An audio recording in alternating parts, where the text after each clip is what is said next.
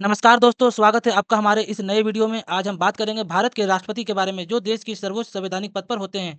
इस वीडियो में हम जानेंगे राष्ट्रपति का चुनाव कैसे होता है, उनका कार्यकाल कितना होता है, उनकी प्रमुख शक्तियाँ क्या है और वे सरकार तथा संसद के साथ किस प्रकार कार्य करते हैं।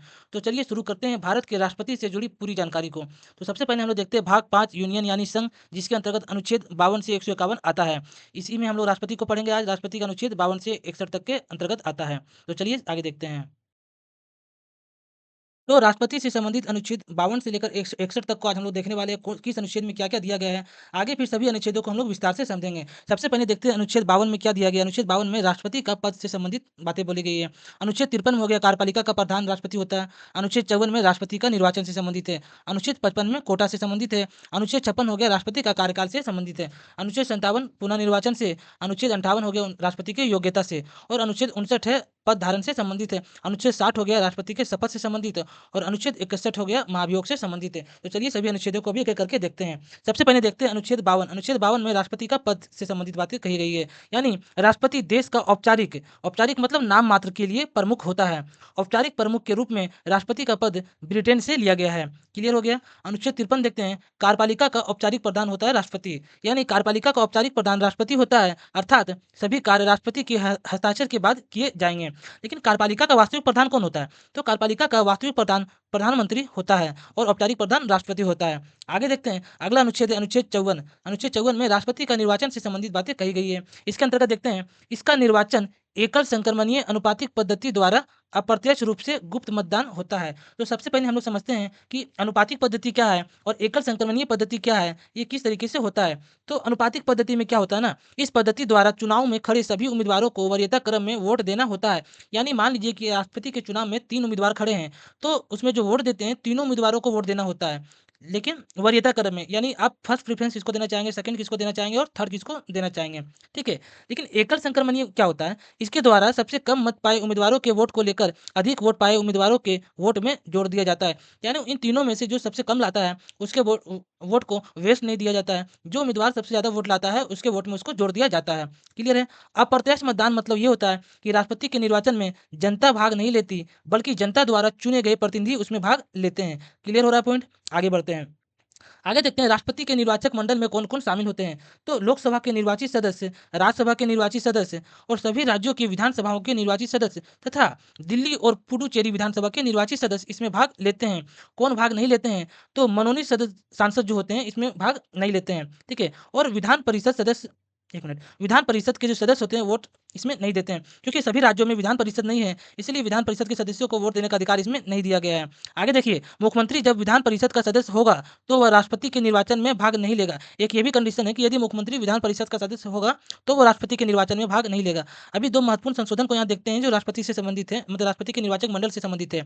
69वां संविधान संशोधन 1990 द्वारा दिल्ली तथा पांडिचेरी में विधानसभा का गठन किया गया था और 70वां संविधान संशोधन 1990 के द्वारा राष्ट्रपति के निर्वाचक मंडल में दिल्ली तथा पांडिचेरी को शामिल किया गया है। ये दोनों संविधान संशोधन यहाँ पे महत्वपूर्ण है, क्योंकि जिसमें से 70वां आपके लिए कुछ ज़्यादा ही महत्वपूर्ण है कि राष्ट्रपति के निर्वाचक मंडल में दिल्ली तथा पांडिचेरी को किस संविधान संशोधन के अंतर्गत शामिल किया गया। तो 70वां संविधान संशोधन 1990 हो जाएगा राइट आंसर इसका।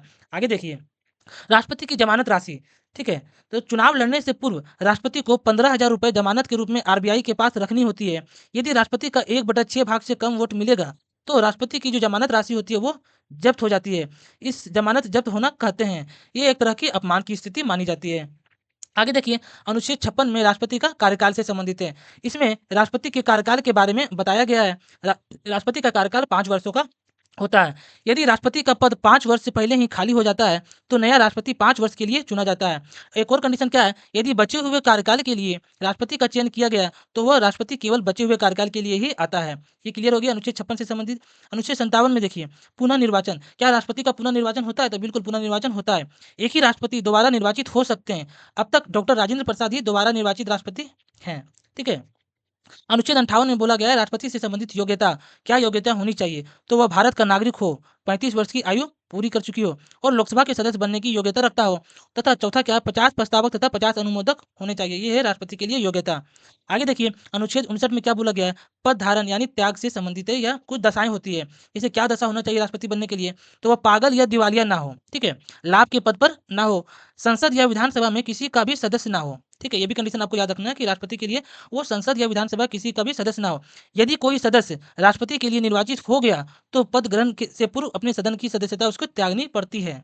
ठीक है, और इसमें क्या समझते हैं कि लाभ के पद पर ना हो, तो लाभ का पद किसे कहा जाता है? यानी जैसे सरकारी नौकरी का पद कैसा पद है? लाभ का पद है। लेकिन कोई अगर पहले से सांसद है, विधायक है, तो वो लाभ का पद नहीं है। एक तरह से उसे जनता का सेवक कहा जाता है। क्लियर है? आगे देखते हैं। अनुच्छेद 60 में क्या बोला गया है? राष्ट्रपति को शपथ दिलाने का कार्य सर्वोच्च न्यायालय के मुख्य न्यायाधीश करते हैं। तो अनुच्छेद 60 आपका शपथ से संबंधित है। तो राष्ट्रपति को शपथ कौन दिलाता है? सर्वोच्च न्यायालय का मुख्य न्यायाधीश। लेकिन अगर जब सर्वोच्च न्यायालय का मुख्य न्यायाधीश अनुपस्थित हो तो क्या होता है? इसकी अनुपस्थिति में सुप्रीम कोर्ट के अन्य न्यायाधीश में कोई न्यायाधीश इसे शपथ दिलाएगा। क्लियर हो गया अनुच्छेद 60? आगे देखते हैं राष्ट्रपति की शक्तियाँ। ठीक है, भारत में राष्ट्रपति की शक्तियाँ मुख्यतः 5 प्रकार की होती है। ठीक है, नॉर्मली देख लेते हैं, मुख्यतः 5 प्रकार की होती है। इसे कार्यपालिका शक्ति, विधायी शक्ति, अध्यादेश जारी करने की शक्ति, वित्तीय शक्तियाँ, न्यायिक शक्तियाँ, सैन्य शक्तियाँ और आपातकालीन शक्तियाँ। लेकिन इसमें से मुख्य शक्ति 5 प्रकार की ही होती है। आगे देखते हैं वो कौन-कौन सी शक्तियाँ हैं। तो न्यायिक शक्ति अनुच्छेद 72 के अंतर्गत आता है। अनुच्छेद 72 के तहत राष्ट्रपति के पास क्षमादान शक्ति है। ठीक है, क्षमादान की शक्ति अनुच्छेद 72 में। क्षमादान में क्या-क्या आता है? जैसे क्षमा करना या सजा का लघुकरण करना, प्रतिहार करना, सजा का विराम कर देना या सजा का प्रतिविलंबन करना। तो सबसे पहले देखते हैं कि राष्ट्रपति का क्षमा में क्या-क्या आता है। जब राष्ट्रपति किसी भी सजा को पूरी तरह माफ करता है, तो उसे क्षमा कहते हैं। ठीक है, राष्ट्रपति मृत्यु दंड भी माफ कर सकता है। यानी राष्ट्रपति किसी सजा को पूरी तरह से माफ कर देता है, मतलब उस सजा को खत्म ही कर देता है। तो वो हो गया। अभी दूसरा क्या होता है कि सजा का लघुकरण करना। तो लघुकरण में क्या होता है? इसमें राष्ट्रपति सजा की प्रकृति को बदल देता है। ये बात आपको याद रखना है कि लघुकरण में सजा की प्रकृति बदलता है, किंतु सजा को नहीं घटाते हैं। अब क्या होता है? फांसी की सजा को आजीवन कारावास में बदल दिया गया। यहाँ क्या किया गया? सजा की जो प्रकृति है उसका नेचर ही बदल दिया गया। जैसे 10 साल का जो कठोर कारावास है उसको 10 साल का साधारण कारावास में बदल दिया जाता है। और सजा का प्रतिहार में क्या होता है? इसमें राष्ट्रपति समय घटाते हैं किंतु प्रकृति नहीं। ठीक है, लघुकरण और प्रतिहार एक दूसरे से रिलेट कर रहा है। लघुकरण में क्या होता है ना, सजा की प्रकृति बदलता है लेकिन सजा को नहीं घटाता है। लेकिन प्रतिहार में क्या करता है ना कि उसका समय घटा देता है लेकिन किंतु प्रकृति नहीं घटाता है। यानी 10 साल कठोर कारावास को 5 साल के कारावास में बदल देना होता है। इसका प्रयोग फांसी की सजा पर नहीं हो सकता। ठीक है, क्लियर हो गया लघुकरण और प्रतिहार। आगे देखते हैं विराम में क्या होता है। किसी कैदी को न्यायालय निर्णय नहीं देता तो उसकी सजा पर राष्ट्रपति कुछ समय के लिए रोक लगा देते हैं, यानी ये तत्कालीन होता है। ठीक है, परिविलंबन में क्या होता है? राष्ट्रपति जब किसी की सजा को कुछ समय के लिए रोक लगाता है तो उसे परिविलंबन कहते हैं। यह इसलिए लगाया जाता है कि कैदी न्यायपालिका में अपील कर सके। ठीक है, ये हो गया मुख्य तौर से आपका 5 प्रकार का क्षमादान शक्ति। आगे देखते हैं राष्ट्रपति सिविल कोर्ट तथा सेना की कोर्ट दोनों की सजा माफ कर सकता है, जबकि राज्यपाल केवल सिविल कोर्ट की सजा को माफ कर सकता है। ये कंडीशन भी आपको याद रखना है कि राष्ट्रपति सिविल कोर्ट और सेना कोर्ट दोनों की सजा को माफ कर सकता है, लेकिन राज्यपाल के पास ये पावर नहीं होता है। राज्यपाल सिर्फ सिविल कोर्ट की सजा को ही माफ कर सकता है। आगे देखिए, राज्यपाल भी सजा माफ कर सकता है किंतु फांसी एवं सेना की सजा को माफ नहीं कर सकता। ये दोनों आपको याद रखना है।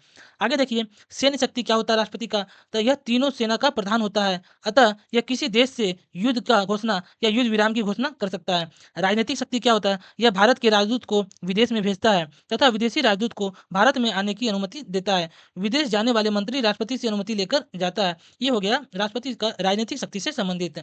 आगे देखते हैं राष्ट्रपति का आपातकालीन शक्तियाँ क्या होता है। तो सबसे पहले आपातकालीन शक्तियाँ देखते हैं। राष्ट्रीय आपात होता है। आगे क्या हो गया?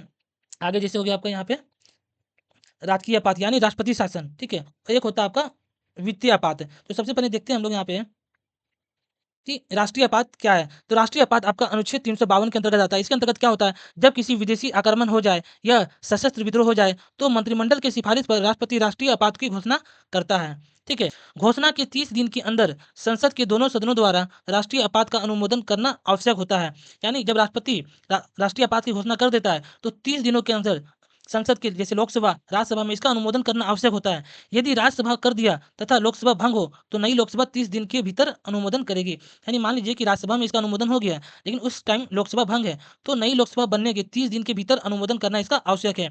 दोनों सदनों में अनुमोदन मिलने के बाद आपात 6 माह तक लागू अनुमोदक अनंत काल तक बढ़ाया जा सकता है। यानी लोकसभा और राज्यसभा दोनों में इसका अनुमोदन हो जाता है, तो यह 6 माह तक लागू रहता है और समय-समय पर इसको बढ़ाया जा सकता है। यदि राष्ट्रपति बिना मंत्रिमंडल की सिफारिश की आपात लागू कर देता है, तो इसकी चुनौती सुप्रीम कोर्ट में दी जा सकती है। आगे देखते हैं कि राष्ट्रीय आपात का क्या प्रभाव है। अगर राष्ट्रीय आपात लगाया जाता है तो क्या-क्या इसके प्रभाव देखने को मिलेंगे। इसमें क्या होता है? मूल अधिकार स्थगित कर दिया जाता है, देश का संघीय ढांचा प्रभावित हो जाता है।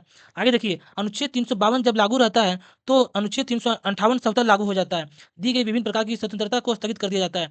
यानी अनुच्छेद 352 जैसे ही राष्ट्रीय आपात लगता है ना, उसी समय अनुच्छेद 358 भी अपने आप लागू हो जाता है। तो अनुच्छेद 358 में क्या है कि अनुच्छेद 358 में क्या होता है ना, ये अनुच्छेद 19 जिसमें स्वतंत्रता का अधिकार के अंतर्गत मिलने वाली स्वतंत्रताओं को स्थगित कर देता है। अनुच्छेद 19 के अंतर्गत कौन-कौन सी स्वतंत्रता मिलता है? जैसे वाक एवं अभिव्यक्ति की स्वतंत्रता, सभा करने की स्वतंत्रता, संघ या संगठन बनाने की स्वतंत्रता, भारत में कहीं भी आने-जाने की स्वतंत्रता, निवास करने की और व्यवसाय करने की स्वतंत्रता, ये समाप्त हो जाता है। ये अनुच्छेद 358 के अंतर्गत आता है। अनुच्छेद 358 केवल अनुच्छेद 19 को ही स्थगित करता है। बाकी मौलिक अधिकार जैसे अनुच्छेद 20 और 21 स्वतः स्थगित नहीं होते हैं। ठीक है? ये रहा आपका अनुच्छेद 358। आगे देखिए, अनुच्छेद 359 आपातकाल के दौरान राष्ट्रपति को यह अधिकार देता है कि वह अनुच्छेद 20 और 21 को छोड़कर किसी भी मूल अधिकार को स्थगित कर सकता है। ठीक है? ये बात आपको याद रखना है कि आपातकाल के दौरान अनुच्छेद 20 और 21 का स्थगन नहीं होता है। वो किस अनुच्छेद के अंतर्गत? अनुच्छेद 359 के अंतर्गत है। राज्य सरकार इसके अंतर्गत शक्ति विहीन हो जाती है। राष्ट्रीय आपात में राज्य सरकार क्या होता है? शक्ति विहीन हो जाती है। संसद राज्य सूची के विषय में कानून बना सकता है, किंतु यह प्रभावी केवल 1 साल के लिए ही होता है। आगे देखिए, राजकीय आपात जिसे राष्ट्रपति शासन भी कहा जाता है, यह तब लगाया जाता है जब राज्य का संवैधानिक ढांचा विफल हो जाए। अनुच्छेद 355 में कहा गया है कि प्रत्येक संविधान के अनुसार बहुमत की सरकार द्वारा ही शासन होगा। यहाँ पे राष्ट्रपति शासन से संबंधित अभी हम लोग दो अनुच्छेद को समझते हैं। अनुच्छेद 355 और 365 ये दोनों इससे संबंधित हैं। तो 355 में क्या बोला गया है कि जितने भी राज्य हैं प्रत्येक संविधान के अनुसार शासन करेंगे, अर्थात बहुमत की सरकार द्वारा ही वहाँ पे शासन होगा। और अनुच्छेद 365 में क्या कहा गया है कि राज्य केंद्र सरकार के दिशा निर्देश पर कार्य करेगा। लेकिन जब क्या होता है ना, यदि अनुच्छेद 355 और 365 कोई राज्य इसका उल्लंघन करेगा तो राज्यपाल की सूचना पर मंत्रिमंडल की सिफारिश पर उस राज्य में राष्ट्रपति शासन लागू कर दिया जाता है। यानी राजकीय आपात जो राष्ट्रपति शासन अनुमोदन 60 दिन के भीतर करना अनिवार्य है। यदि किसी राज्य में राष्ट्रपति राष्ट्रपति राष्ट्रपति शासन लगा देता है तो वहां पे राज्यपाल का शासन हो जाता है। ठीक है? और उसे लोकसभा और राज्यसभा में 60 दिन के अंदर उसको पास किया जाना चाहिए राजकीय आपात को। ठीक है? आगे देखते हैं, यदि राज्यसभा ने कर दिया तथा लोकसभा अनुमोदन का पूर्व भंग हो गई तो नई लोकसभा 30 दिन के भीतर करेगी। सेम पुराना वाला कंडीशन है कि यदि मान लीजिए कि राज्यसभा ने इसको अनुमोदन को पास कर दिया, लेकिन उस समय लोकसभा भंग है तो नई लोकसभा बनने के 30 दिन के भीतर इसे अनुमोदन करना होगा। संसद के दोनों सदनों से अनुमोदन मिलने के बाद 6 माह तक ये लागू रहेगा। 6 माह करके इसे अधिकतम 3 वर्ष तक लागू किया जाता है। यानी राष्ट्रपति शासन कम से कम 6 महीने तक वहाँ पे लागू होगा अनुमोदन होने के बाद, लेकिन इसे 6-6 माह करके बढ़ाया जा सकता है और अधिकतम 3 वर्ष तक बढ़ाया जा सकता है। अपवाद के रूप में जम्मू और कश्मीर में राजकीय आपात 3 वर्ष से अधिक तक रहेगा। ये जम्मू कश्मीर इसका अपवाद है। पहली बार राजकीय आपात कब लगा था? मतलब राजकीय आपात पंजाब शासित पेप्सू यानी 1951 ईस्वी में लागू हुआ। पेप्सू क्या है? तो Patiala and east Punjab states union में सबसे पहले 1951 में लगा था। ठीक है? पहला बार राष्ट्रपति शासन। अभी देखिए कि राष्ट्रपति शासन लगने का क्या-क्या प्रभाव देखने को मिलता है। तो राज्य की सारी शक्तियाँ राज्यपाल के हाथ में चली जाती हैं। ये पहला प्रभाव है। मुख्यमंत्री वहाँ का शक्ति विहीन, उसके पास किसी भी तरह का शक्ति नहीं बचती है। राज्य की विधायी शक्तियाँ संसद के पास चली जाती है और राज्य का बजट संसद में प्रस्तुत किया जाता है। ठीक है? इसके अंतर्गत एक बात आपको और याद रखना है कि राजकीय आपात के दौरान हाईकोर्ट में कार्य प्रभावित नहीं होता है। ठीक है? आगे देखिए, वित्तीय आपात अनुच्छेद 360 इसके अंतर्गत क्या है? इसे यूएसए के संविधान से लिया गया है। इसे तब लगाया जाता है जब देश की वित्तीय स्थिति काफ़ी खराब हो। इसे मंत्रिमंडल की सलाह पर राष्ट्रपति लगाते हैं। सेम कंडीशन इसमें आपको याद रखना है कि संसद के दोनों सदनों द्वारा 60 दिनों के अंदर इसका अनुमोदन करना अनिवार्य है। यदि राज्यसभा ने अनुमोदन कर दिया तथा लोकसभा भंग हो तो नई लोकसभा 30 दिनों में भीतर इसको अनुमोदित करेगी। एक बार अनुमोदन मिलने के बाद जब तक संसद नहीं हटाती तो यह नहीं हटता है। लेकिन अभी तक वित्तीय आपात लागू नहीं हुआ, ये आपको याद रखना है। वित्तीय आपात लागू होने के क्या-क्या प्रभाव हैं? तो राष्ट्रपति के वेतन को छोड़कर शेष सभी कर्मचारी के वेतन काट दिए जाते हैं। सरकारी खर्च में कटौती की जाती है और टैक्स बढ़ा दिए जाते हैं। अब यहाँ पे समझते हैं यहाँ पे, ठीक है, कि कौन-सा राष्ट्रीय आपात हो गया। अनुच्छेद 352 के अंतर्गत आता है, ठीक है। 30 दिनों की इस अंतर्गत इसका संसद में अनुमोदन होना चाहिए और लोकसभा सत्र में अगर नहीं है, तो नई लोकसभा का 30 दिन के अंतर्गत होना चाहिए। राजकीय आपात अनुच्छेद 356 के अंतर्गत आता है। इसमें 60 दिनों के अंतर्गत संसद का अनुमोदन होना चाहिए और नई लोकसभा में 30 दिन के अंतर्गत। और वित्तीय आपात अनुच्छेद 360 जिसके अंतर्गत संसद का अनुमोदन 60 दिन और नई लोकसभा में 30 दिन के अंतर्गत इसका अनुमोदन होना चाहिए। आगे देखिए, राष्ट्रपति का विवेकाधिकार शक्ति। इस शक्ति का प्रयोग राष्ट्रपति अपनी इच्छानुसार करते हैं। यानी इसका प्रयोग लोकसभा के त्रिशंकु होने पर किया जाता है। अर्थात किसी को बहुमत ना मिले तो ये किया जाता है। जब लोकसभा में किसी को बहुमत नहीं मिलता है तो राष्ट्रपति किसी भी दल के नेता को पीएम घोषित कर देता है और 30 दिन के भीतर बहुमत सिद्ध करने को कहते हैं। यदि उसने 30 दिन के भीतर बहुमत सिद्ध कर दिया तो वह पीएम होगा, अन्यथा दोबारा चुनाव होता है। ये हो गया राष्ट्रपति का विवेकाधिकार शक्ति। आगे देखते हैं, राष्ट्रपति का वीटो शक्ति। विधेयक को रोकने की शक्ति को हम लोग वीटो शक्ति कहते हैं। ठीक है? ये मुख्य रूप से देखा जाए तो 3 प्रकार का होता है। कौन-कौन सा? अत्यंतकारी वीटो, निलंबनकारी वीटो और पॉकेट वीटो, जिसे जेबी वीटो कहा जाता है। जेब वीटो मतलब। अत्यंतकारी वीटो में क्या होता है? जब राष्ट्रपति जब विधेयक को पूरी तरह रद्द कर देता है, तो उसे अत्यंतकारी वीटो कहते हैं। अब यह समाप्त हो चुका है। निलंबनकारी वीटो में क्या होता है, राष्ट्रपति जब पुनर्विचार के लिए इसे लौटा देता है, तो वह निलंबनकारी वीटो हो गया। और पॉकेट वीटो में क्या होता है, जब राष्ट्रपति किसी विधेयक पर ना अपना हस्ताक्षर करे, ना ही उसे पुनर्विचार के लिए लौटाए, बल्कि उसे अपने ही पास रख ले, तो उसे पॉकेट वीटो कहा जाता है। ये इसका प्रयोग कब किया गया, तो डाक संशोधन विधेयक 1986 पर राष्ट्रपति ज्ञानी जैल सिंह ने जेब वीटो का प्रयोग किया था। क्लियर है? आगे देखते हैं विधायिका अधिकार शक्ति क्या है राष्ट्रपति का। तो राष्ट्रपति पर दीवानी मुकदमा चलाया जा सकता है, किंतु फौजदारी मुकदमा कार्यकाल के समय नहीं चलाया जा सकता। दीवानी मुकदमा चलाने के लिए भी कुछ कंडीशन होने चाहिए, जैसे 2 महीना के अंतर्गत 2 महीने के अंदर 2 महीना पहले उनको नोटिस दिया जाता है और पद छोड़ने के बाद भी वो चलाया जाता है। कार्यकाल समाप्ति के बाद चलाया जाएगा, अर्थात ये अनुच्छेद 14 का उल्लंघन है। यानी मुख्य रूप से समझें तो राष्ट्रपति पर दीवानी मुकदमा तो चला सकते हैं, लेकिन उसके पीछे भी कुछ कंडीशन होते हैं, किंतु फौजदारी मुकदमा कार्यकाल के समय तो चलाया ही नहीं जा सकता। राष्ट्रपति किसी भी केंद्रीय विश्वविद्यालय के महाकुलाधिपति होते हैं। क्लियर है? आगे देखिए, अनुच्छेद 61 हो गया राष्ट्रपति का महाभियोग। महाभियोग शब्द केवल राष्ट्रपति के लिए प्रयोग हो सकता है। यह प्रक्रिया यूएसए के संविधान से लिया गया है। अब तक किसी राष्ट्रपति पर महाभियोग नहीं लगाया गया है। राष्ट्रपति पर महाभियोग किसी भी सदन में प्रारंभ हो सकता है।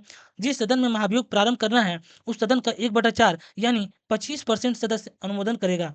अनुमोदन मिलने के बाद 2/3 बहुमत से महाभियोग को पारित कर सकेंगे।